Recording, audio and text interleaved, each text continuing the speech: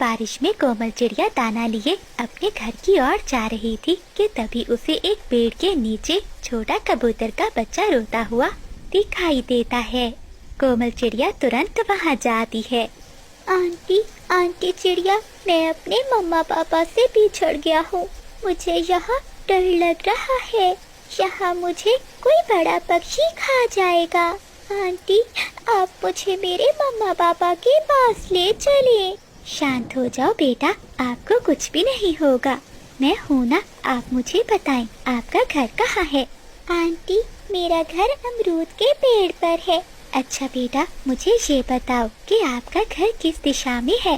Aunty, मैं ये नहीं जानता, मैं तो बारिश में बाहर खेल रहा था। अचानक एक हवा के तेज झोंके से मैं उड़कर न जाने कहाँ पहुँच गया। बेटा, अब तो जंगल में बहुत बारिश है और ऐसी बारिश में तुम्हारा घर ढूंढना बहुत मुश्किल है। मेरा घर यहीं पास है, आप चलो मेरे साथ। जैसे ही बारिश रुकेगी तो मैं आपको आपके घर छोड़ाऊंगी।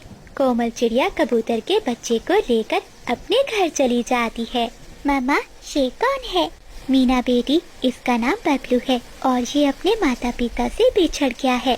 चुप कर जाओ बबलू, मेरी मम्मा तुम्हें तुम्हारे परिवार से मिला देंगी। हाँ मीना बेटी, बारिश रुकते ही मैं बबलू को उसके घर छोड़ने जाऊंगी।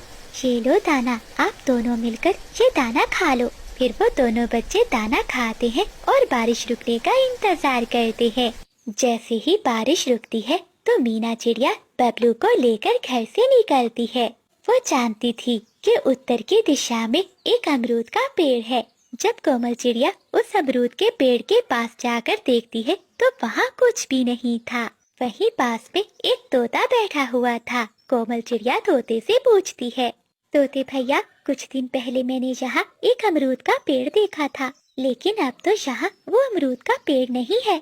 हाँ चिड़िया बहन, अमरूद का पेड़ तो था, लेकिन पिछली बारिशों में इतनी तेज हवा थी कि वो जड़ से उखड़ गया।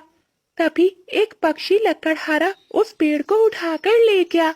यहाँ तो अब कोई भी अमरूद का दूसरा पेड़ नहीं है। तोते भैया, ये छोटा कबूतर का बच्चा अपने माता पिता से बिछड़ गया है।